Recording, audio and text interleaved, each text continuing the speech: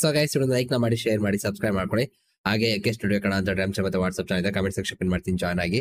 ನಿಮಗೆ ಪ್ರೋಮೋದ ಅಪ್ಡೇಟ್ಗಳೆಲ್ಲ ಸಿಗ್ತಿರುತ್ತಲ್ಲ ನೋಡಿ, ಎಂಜಾಯ್ ಮಾಡಿ. ಸೊ ಇನ್ನು ಡೈರೆಕ್ಟ್ ವಿಷಯಕ್ಕೆ ಬರ್ತೀನಿ. ಎಷ್ಟು ಜನ ಬಿಗ್ ಬಾಸ್ ನ ನೋಡೋದು ಕಡಿಮೆ ಮಾಡ್ತಿದ್ದೀರಾ ಅಂಡ್ ಆದಷ್ಟು ನೈಟ್ ನೋಡೋದನ್ನ ಸ್ಟಾಪ್ ಮಾಡಿ ಬೆಳಿಗ್ಗೆ ಎದ್ದು ನೋಡಿ. ಸ್ವಲ್ಪ ಮೆಂಟಲ್ ಹೆಲ್ತ್ಗೂ ಕೂಡ ಪ್ರಾಬ್ಲಮ್ ಕೊಡುತ್ತೆ ಬಿಗ್ ಬಾಸ್ ಅಂತಾನೆ ಹೇಳ್ಬೋದು. ರೀಸೆಂಟ್ ಟೈಮ್ ಅಲ್ಲಿ ನಿಮ್ಗೆ ಗೊತ್ತಿದೆ ಯಾವ ತರ ಹೋಗ್ತಿದೆ ಬಿಗ್ ಬಾಸ್ ಅಂತ. ಎಸ್ಪೆಷಲಿ ಬಿಗ್ ಬಾಸ್ ಸೀಸನ್ 10 ಅಷ್ಟು ವರ್ಸ್ಟ್ ಸೀಸನ್ ಯಾವತ್ತೂ ಬರಲ್ಲ ಅನ್ಕೋತೀನಿ. ಆ ಲೆವೆಲ್ ಜಗಳ ಯಪ್ಪ, ಅದ್ರಲ್ಲಿ ಅತಿ ಹೆಚ್ಚು ಯಾರು ಮಾಡ್ತಾರೆ ಅನ್ಕತೆ ಗೊತ್ತು ನಿಮ್ಗೆನೆ. ಏನಿಸಿದ ಗೈಸ್ ಇದ್ರ ಬಗ್ಗೆ. ಅಂಡ್ ಇಲ್ಲಿ ಮೇನ್ ವಿಷಯ ಬರೋಣ, ಎಪಿಸೋಡ್ ವಿಷಯಕ್ಕೆ.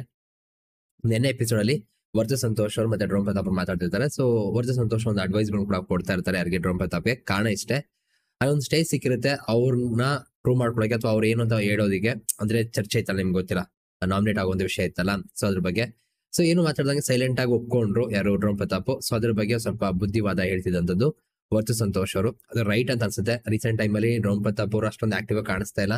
ಮಧ್ಯದಲ್ಲಿ ಸುದೀಪ್ ಅಣ್ಣ ಹೇಳಿದಾಗ ಅದಕ್ಕೆ ರಿಯಾಕ್ಟ್ ಮಾಡಿ ನಮ್ಮ ವಿನಯ್ ಅವ್ರಿಗೆ ಸ್ವಲ್ಪ ಏನಂತಾರೆ ಟಕ್ಕರ್ ಕೊಟ್ಟು ಒಂದ್ ಸಖತ್ತಾಗಿ ಕಾಣಿಸ್ಕೊತಿದ್ರು. ನಾನು ಏನೋ ಅನ್ಕೊಂಡೆ ಅಂದ್ರೆ, ಓಕೆ ಇಲ್ಲಿಂದ ಇವ್ರ ಗೇಮ್ ಸ್ಟಾರ್ಟ್ ಗುರು, ಒಳ್ಳೆ ಗೇಮ್ ಮೈಂಡ್ ಇದೆ, ಸಾದಾಗ ಆಟ ಆಡ್ತಾರೆ ಅಂತ ಅನ್ಕೊಂಡೆ. ಬಟ್ ಅದ್ಯಾಕೋ ಮತ್ತೆ ಡೌನ್ ಆಗ್ತಾ ಹೋಗ್ತಿದೆ. ಎಸ್ಪೆಷಲಿ ಹೋದ್ ವಾರ ಮಿಸ್ಟೇಕ್ ಮಾಡಿದ್ಮೇಲೆ ಎಲ್ಲಿ ಮಾತಾಡಿದ್ರೆ ತಪ್ಪಾಗುತ್ತೆ ಅನ್ನೋ ರೀತಿ ಯೋಚನೆ ಮಾಡ್ತಿದ್ದಾರೆ ಅಂತ ಅನ್ಸುತ್ತೆ. ತುಂಬಾ ಹಿಂದೆ ಉಳಿತಿದ್ದಾರೆ ಅನ್ನೋ ರೀತಿ ಕಾಣಿಸ್ತಿದೆ. ಇದ್ರ ಬಗ್ಗೆ ನಿಮ್ಮ ಅಭಿಪ್ರಾಯ ಏನಿದೆ ಗೈಸ್, ಕಮೆಂಟ್ ಸೆಕ್ಷನ್ ತಿಳಿಸಿ. ಅಂಡ್ ವಿನಯ್ ಅವರು ಯಾರು ನಮ್ರತಾ, ವಿನಯ್, ಪವಿ ಸ್ನೇಹಿತರ ಮಾತಾಡ್ತಿರ್ಬೇಕಾರೆ ಇದೇ ತರ ಈ ವಾರ ತರ ಮತ್ತೆ ಕ್ಯಾಪ್ಟನ್ಶಿಪ್ ಟಾಸ್ಕ್ ಸಿಕ್ಬಿಟ್ರೆ ಸಕ್ಕದಾಗ ವಾರ ಆಗೋಗುತ್ತೆ ಆಗಿ ಅಂತ ಹೇಳಿದ್ದಾರೆ. ತುಂಬಾ ಬಿಲ್ಡಪ್ ಕೊಡ್ತಾರೆ ಆಕ್ಚುಲಿ ಅವರು ಒಂದು ಗೇಮ್ ಅಂತ ಬಂದಾಗ, ಬಟ್ ಅವರ ಪರ್ಫಾರ್ಮೆನ್ಸ್ ಅಷ್ಟೊಂದು ಇರೋದಿಲ್ಲ. ಸೊ ಈ ಸಲ ನೋಡ್ಬೇಕು ಯಾವ ರೀತಿ ಎಫರ್ಟ್ ಆಗ್ತಾರೆ, ಏನ್ ಕತೆ ಅಂತ ನೋಡೋಣ, ಏನ್ ಮಾಡ್ತಾರೆ ಕತೆ ಅಂತ. ಅಂಡ್ ಸಖತ್ ಪವರ್ ಅಂತ ಅನ್ಸುತ್ತೆ, ಬಟ್ ಅದನ್ನ ನಮ್ಮ ಸ್ನೇಹಿತರು ಸಖತ್ತಾಗಿ ಹಾಳು ಮಾಡ್ತಿದ್ದಾರೆ ಅಷ್ಟೇ.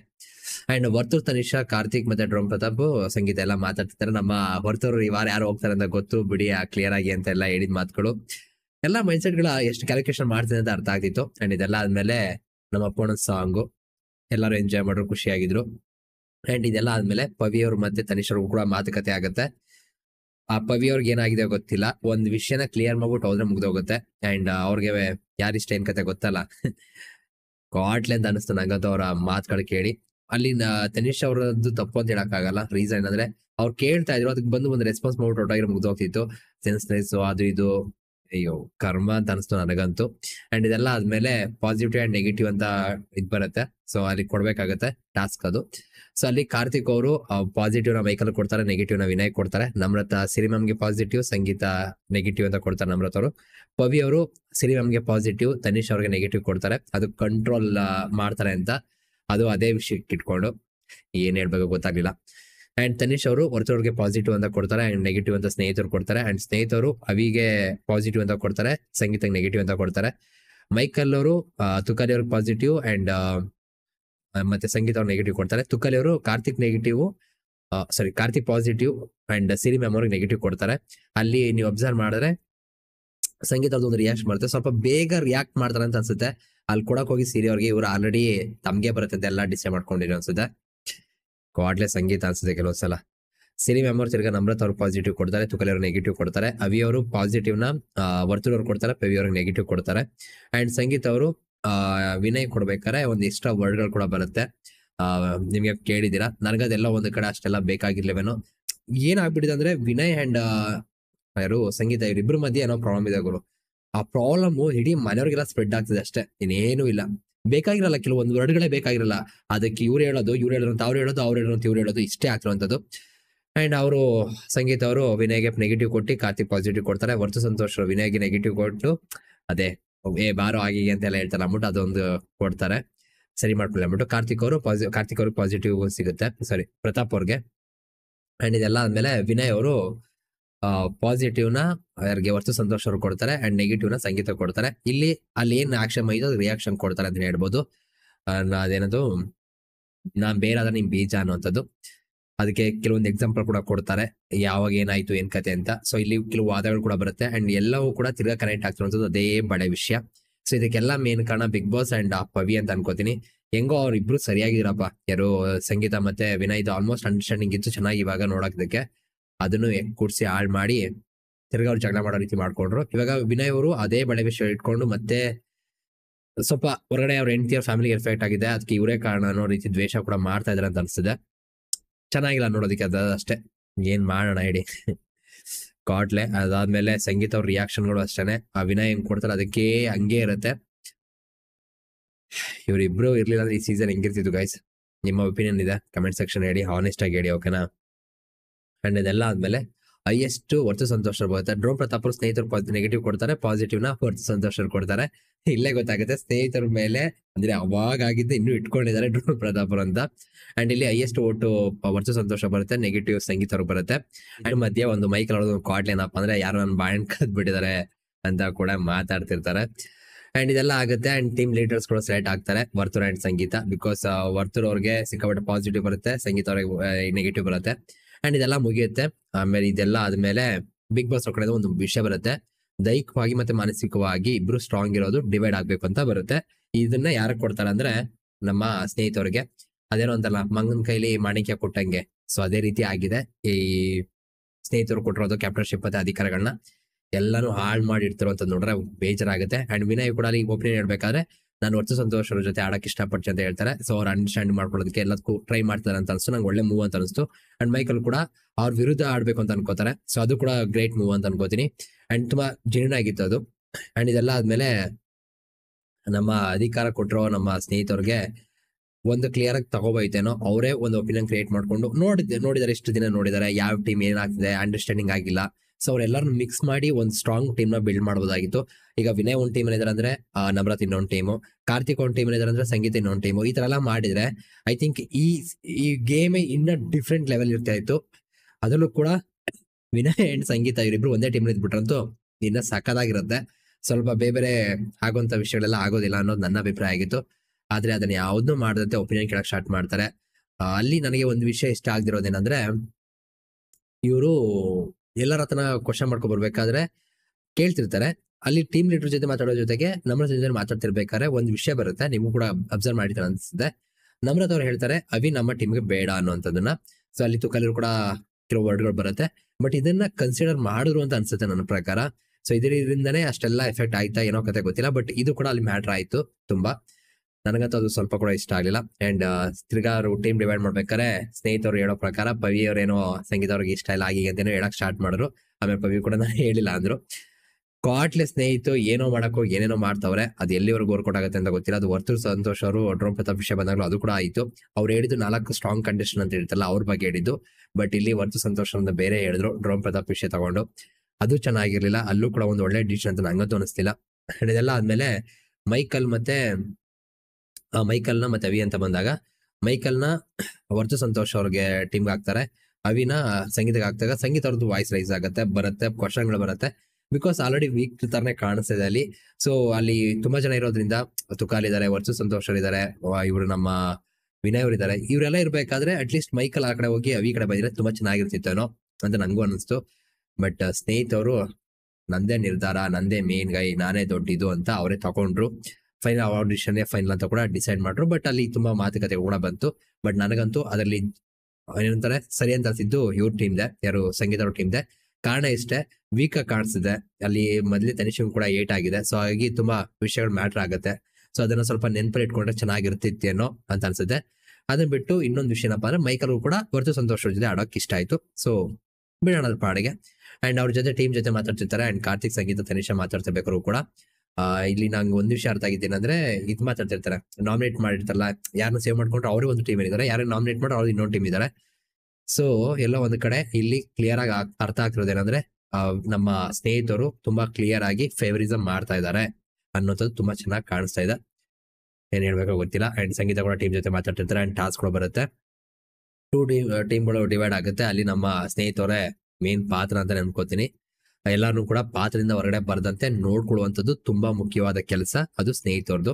ಸೊ ಅದನ್ನ ಮಾಡಿದ್ರೆ ಗೈಸ್ ಇಲ್ಲಿ ಅರ್ಥ ಮಾಡ್ಕೊಳ್ಳಿ, ಬಿಗ್ ಬಾಸ್ ಕಡೆಯಿಂದ ಬರುವಂಥದ್ದು ಅಲ್ಲಿ ಇರುವಂತ ಸ್ಪರ್ಧಿಗಳು ಪಾತ್ರದಿಂದ ಆಚೆ ಬರಬಾರ್ದು ಅನ್ನೋದು ನೋಡ್ಕೊಳ್ಳೋದು ಇವ್ರದ್ದು ಕೆಲಸ, ಓಕೆನಾ. ಆಮೇಲೆ ತುಕಲಿ ಕೂಡ ಅಡ್ವೈಸ್ ಕೊಡ್ತಾ ಇರ್ತಾರೆ, ಒಂದು ಒಳ್ಳೆ ಅಡ್ವೈಸ್ ಅಂತ ಅನ್ಕೋತೀನಿ. ಕಾರಣ ಏನಂದ್ರೆ ಅವರ ಟೀಮ್ಗಳು ಕೂಡ ಯಾವುದೇ ಕಾರಣಕ್ಕೂ ಆ ಕ್ಯಾರೆಕ್ಟರ್ ಆಚೆ ಬರಬಾರ್ದು ಅಂದ್ಬಿಟ್ಟು. ಸೊ ಒಳ್ಳೇದಾಯ್ತು. ಅಂಡ್ ಸಂಗೀತ ಕೂಡ ಪಾಪ ಅನ್ನೋ ಹಂಗಿಲ್ಲ ಆಗಿ ಹಿಂಕೊಂಡು ಬರುತ್ತೆ ಸಿನಿಮಾ ಮೇಲೆ. ಟಾಸ್ಕ್ ಅಂತ ಬಂದ್ಮೇಲೆ ಮಾತುಕತೆಗಳಾಗುತ್ತೆ, ಅದೆಲ್ಲ ತುಂಬಾ ವರಿ ಮಾಡೋ ಅವಶ್ಯಕತೆ ಇಲ್ಲ. ಅಂಡ್ ರಾಕ್ಷಸರು ಮತ್ತೆ ಗಂಧರ್ವರು ಅಂತ ಬಂದಾಗ ಇದ್ದಿದ್ದೆ ಅಲ್ಲ. ಸೊ ಹಾಗಾಗಿ ಅಂಡ್ ಇಲ್ಲಿ ಸ್ನೇಹಿತರು ಕೂಡ ಫಿಸಿಕಲಿ ಆಗೋದು ಬೇಡ ಜಾಸ್ತಿ ಅಂತ ಹೇಳಿರ್ತಾರೆ. ಇಲ್ಲಿ ಸಂಗೀತ ಅವ್ರದ್ದು ನಂಗೆ ಅದು ಇಷ್ಟ ಆಗಿಲ್ಲ. ನಾವು ಮಾಡ್ತೀವಿ ಹಂಗೆ ನಮ್ಮ ಇಷ್ಟ ಅನ್ನೋ ರೀತಿ ಮಾತಾಡಿದಂಥದ್ದು ಚೆನ್ನಾಗಿಲ್ಲ. ಅಂಡ್ ಸ್ನೇಹಿತ ಕಡೆಯಿಂದ ಒಂದು ಒಳ್ಳೆ ಮೂವ್ ಅಂತ ಕೂಡ ಹೇಳ್ತೀನಿ. ಫಿಸಿಕಲಿ ತುಂಬಾ ಆಗುವಂಥದ್ದು ಚೆನ್ನಾಗಿಲ್ಲ. ಒಬ್ಬ ಕ್ಯಾಪ್ಟನ್ ಆಗಿ ಅದನ್ನ ಹೇಳಿದ್ ಚೆನ್ನಾಗಿತ್ತು, ಬಟ್ ಅದನ್ನ ನೋಡ್ಕೊಂಡಿದ್ದ ರೀತಿ ಚೆನ್ನಾಗಿರಲಿಲ್ಲ. ಅಂಡ್ ಗೇಮ್ ಸ್ಟಾರ್ಟ್ ಆಗುತ್ತೆ ಅಂಡ್ ಇಲ್ಲಿಂದ ಆರ್ಬಿಟ್ಗಳು ಜಾಸ್ತಿ ಆಗುತ್ತೆ. ನಮ್ರತಂಗೆ ಟಾರ್ಚರ್, ಮೈಕಲ್ ಟಾರ್ಚರ್ ಕೊಟ್ಟಿದ್ದು ಅಂಡ್ ವಿನಯ್ ಅವ್ರನ್ನ ಹಿಂಗ್ ಬೇಕು ಹಂಗ ಆಟ ಆಡ್ಸ್ಕೊಂಡಿದ್ದು. ಇಲ್ಲಿ ತುಂಬಾ ಚೆನ್ನಾಗಿ ಕಾಣಿಸ್ಕೊಂಡಿದ್ದಂಥದ್ದು ರಾಕ್ಷಸರಾಗಿ ಅದು ಕಾರ್ತಿಕ್ ಅನ್ಕೋತೀನಿ. ಕಂಪ್ಲೀಟ್ ನೋಡೋದಕ್ಕಾಗ್ಬೋದು, ಅವ್ರ ಬಿಹೇವಿಯರ್ ಆಗ್ಬೋದು, ಮಾತಲ್ಲಾಗ್ಬೋದು, ಟಾಸ್ಕ್ ಗಳಾಗ್ಬೋದು, ಅಂದ್ರೆ ಮಾಡ್ಸಿದಾಗ್ಬೋದು, ಎಲ್ಲ ತುಂಬಾ ಚೆನ್ನಾಗಿತ್ತು. ಇದ್ರ ಮಧ್ಯ ಬೇರೆ ಸ್ಪರ್ಧಿಗಳಿಗೂ ಕೂಡ ಕೋಪ ಬರ್ತಾ ಇತ್ತು. ಎಷ್ಟೋ ಜನ ಇಲ್ಲಿ ಈ ಟೀಮ್ ಇಂದಲೂ ಕೂಡ ತುಂಬಾ ಜನ ಇದರಿಂದ ಆಚೆ ಹೋಗಿದ್ದು ಉಂಟು. ಆ ಟೀಮಲ್ಲೂ ಕೂಡ ಪಾತ್ರದಿಂದ ಆಚೆ ಬಂದ್ರು, ಬಟ್ ಅದನ್ನೆಲ್ಲ ಅಷ್ಟೊಂದು ಯಾರು ಕನ್ಸಿಡರ್ ಮಾಡಲಿಲ್ಲ. ನನ್ಗೆ ಯಾಕೆಂತ ಗೊತ್ತಾಗಿಲ್ಲ. ಅಂಡ್ ಇದ್ರ ಮಧ್ಯೆ ವರ್ತರ್ ಅಂಡ್ ಕಾರ್ತಿಕ್ ಮಧ್ಯ ತಿನ್ಸೋ ವಿಷಯದಲ್ಲಿ ನಗು ಬರುತ್ತಲ್ಲ, ಆ ಟೈಮ್ ಸಕ್ಕತ್ತಾಗಿತ್ತು. ವರ್ಷ ಸಂತೋಷ ನಗುನೇ ಚೆನ್ನಾಗಿತ್ತು. ಅಂಡ್ ವಿನಯ್ ಕೂಡ ನಗ್ತಿರ್ತಾರೆ ಆ ಟೈಮಲ್ಲಿ. ಅದ್ ನನಗೆ ಪರ್ಸನಲಿ ತುಂಬಾ ಇಷ್ಟ ಆಯ್ತು. ಅಲ್ಲಿ ಡ್ರೋನ್ ಪ್ರತಾಪ್ ಕಡೆಯಿಂದ ಏನು ಬರ್ತಾ ಇಲ್ಲ ಅನ್ನೋದನ್ನ ಗಮನಿಸಿ, ಏನು ಅಷ್ಟು ಆಕ್ಟಿವ್ ಇಲ್ಲ ಅಂತ ನೋಡಿ ಸಂಗೀತ ಕೂಡ ಅಡ್ವೈಸ್ ಮಾಡ್ತಾರೆ. ಅವ್ರ ಕಡೆಯಿಂದ ಎಕ್ಸ್ಪೆಕ್ಟೇಷನ್ ಜಾಸ್ತಿ ಇದೆ, ಅದನ್ನ ಮಾಡಿ ಅಂತ ಹೇಳ್ತಾರೆ. ಅಂಡ್ ಇಲ್ಲಿ ಎಲಿಫೆಂಟ್ ಕೂಡ ಸ್ವಲ್ಪ ಹೊಡೆದಿರುವಂತದ್ದು ಚೂರೆಲ್ಲ ಬಿದ್ದಿರುತ್ತೆ. ವಿನಯ್ಗೆ ಭಯಂಕರ ಕೋಪ ಇದೆ, ಎಲ್ಲರಿಗೂ ಇದೆ ಆಕ್ಚುಲಿ. ಅದನ್ನ ತೀರ್ಸ್ಕೋತಾರೆ, ವೇಟ್ ಮಾಡ್ಬೇಕಷ್ಟೇನೆ. ನಾನಂತೂ ಹೇಳ್ತಿಲ್ಲ ಇದ್ರಲ್ಲಿ ನಾನು ಅವ್ರ ತಪ್ಪು ಇವ್ರ ತಪ್ಪು ಅಂತ ಹೇಳಕ್ ಹೋಗಲ್ಲ. ಕಾರಣ ಇಷ್ಟೇ, ಇವ್ರು ಏನ್ ಮಾಡಿದ್ರೆ ಅವ್ರು ಮಾಡ್ತಾರೆ. ಅಂಡ್ ಇದು ಟಾಸ್ಕ್ ಆಗಿರುತ್ತೆ, ಸಖತ್ ಇರುತ್ತೆ, ಎಂಜಾಯ್ ಮಾಡೋಣ. ಆದ್ರೆ ಒಂದ್ ವಿಷಯ ಏನಂದ್ರೆ ಜಗಳ ಆಡೋದ್ ಬೇಡ. ಲಾಸ್ಟ್ ಟಾಸ್ಕ್ ಗೇಮ್ ಅಲ್ಲಿ ಜಗಳ ಆಯ್ತು, ಆತರ ಆಗೋದು ಸ್ವಲ್ಪ ಇಷ್ಟ ಇಲ್ಲ. ಅದೇನ್ ಬಿಟ್ರೆ ಓವರ್ ಆಲ್ ಆಗಿ ತುಂಬಾ ಚೆನ್ನಾಗಿ ರಾಕ್ಷಸರು ಮತ್ತೆ ಗಂಧರ್ವರು ಇಬ್ರು ಕೂಡ ತುಂಬಾ ಚೆನ್ನಾಗಿ ಅವ್ರವ್ರ ಪಾತ್ರಗಳನ್ನ ಸಖತ್ತಾಗಿ ಮಾಡಿದ್ರು ಅಂತ ಹೇಳ್ತೀನಿ. ಅವ್ರು ಏನ್ ಕಾಟ ಕೊಟ್ರು ಕೂಡ ಇದನ್ನ ಅಕ್ಸೆಪ್ಟ್ ಮಾಡಿದ್ರು. ತುಕಾಲಿಗಂತೂ ಹೆವಿ ಟಾರ್ಚರ್ ಹಾಕೊಂಡ್ರು ಪಾಪ. ಅಂಡ್ ವರ್ಷ ಸಂತೋಷಕ್ಕೆ ನಮ್ಮ ಯಾರು ಇವ್ರಿಗೂ ಸಂಗೀತ ಮತ್ತೆ ತನಿಷಾ ಇವರಿಬ್ರು ಕೂಡ ಮಾತುಕತೆ ಆಗತ್ತೆ. ಏನಿದ್ರು ಸಗದಾಗಿತ್ತು ಅಂತಾನೆ ಹೇಳ್ಬೋದು. ಬಟ್ ಸ್ಟಿಲ್ ಆ ವಿಷಯದಲ್ಲಿ ನಂಗೆ ಯಾವುದೇ ಬೇಜಾರಿಲ್ಲ. ಬಟ್ ಅದೆಲ್ಲ ಆಗ್ತಾ ಸ್ವಲ್ಪ ಬೇರೆ ತರ ಆಗುತ್ತೆ. ಇಲ್ಲಿ ವಿನಯ್ ಅವ್ರನ್ನ ಮೈಕ್ ಹಾಕೊಂಡಿಲ್ಲ, ಸಾರಿ ಕೇಳ್ತಾರೆ, ಸಾರಿ ಕೂಡ ಕೇಳ್ತಾರೆ ಎಲ್ಲರ ಹತ್ರನು. ಅಂಡ್ ಇಲ್ಲಿ ಸಂಗೀತ ವರ್ಸಸ್ ಸ್ನೇಹಿತ ಅಂತ ಬರುತ್ತೆ. ಇಲ್ಲಿ ತುಂಬಾ ವರ್ಡ್ಗಳು ಬರುತ್ತೆ.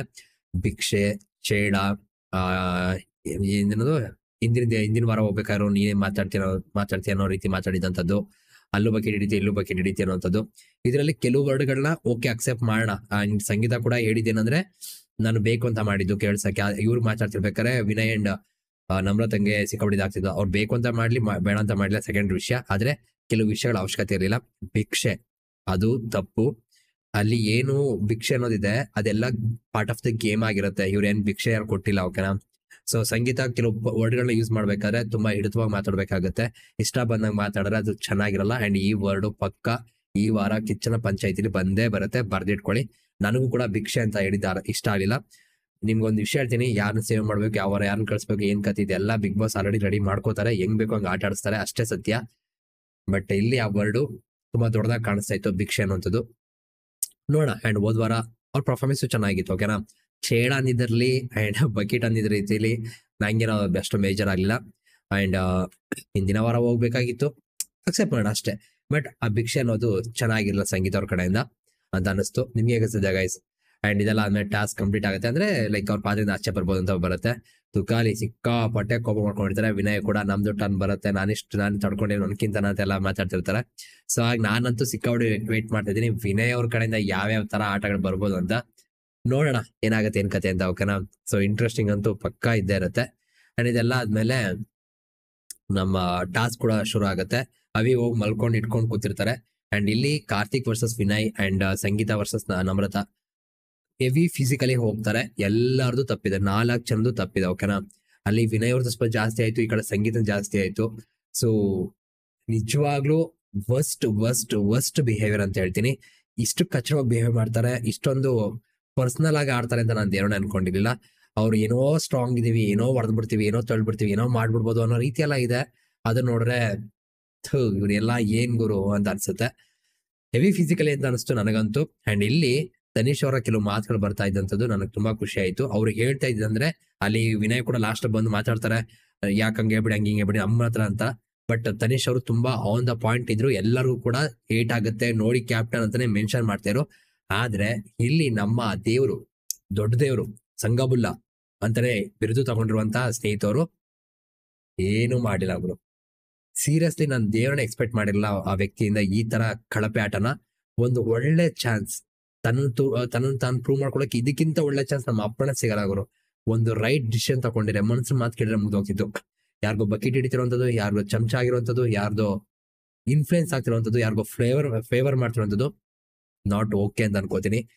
I think worst captain, worst ಉಸ್ತುವಾರಿ ಕೆಲಸ ಮಾಡೋರು ಅಂದ್ರೆ ಇದೇ ವ್ಯಕ್ತಿ. ಅಷ್ಟು ಅಸಹ್ಯವಾಗಿ ಆಡ್ತಿದ್ದಾರೆ ಅಂತ ಅನ್ಸುತ್ತೆ ನನಗಂತೂ. ಅಲ್ಲ, ಅಷ್ಟು ಮಟ್ಟಿಗೆ ಫಿಸಿಕಲಿ ಆಗ್ತಿದೆ, ಓಕೆನಾ. ಕಾರ್ತಿಕ್ ಮತ್ತೆ ವಿನಯ್ ಇಬ್ರು ಮಧ್ಯೆ ಅಷ್ಟು ಫಿಸಿಕಲ್ ಆಗ್ತಿರು ಕೂಡ, ಸಂಗೀತ ಮತ್ತೆ ನಮ್ರತ ಮಧ್ಯೆ ಅಷ್ಟು ಫಿಸಿಕಲ್ ಆಗ್ತಿದೆ. ಅಲ್ಲಿ ಸಿನಿಮಾ ತನಿಷ್ ಅವರೆಲ್ಲ ಬಡ್ಕೋತಿದ್ದಾರೆ. ಆದ್ರೆ ಈ ವ್ಯಕ್ತಿಗೆ ಏನು ಇಲ್ಲ, ಅವಳೆ ಹೇಳದ್ನಲ್ಲ ವರ್ಡ್. ಸೊ ಹಂಗೆ ಇಷ್ಟೇ.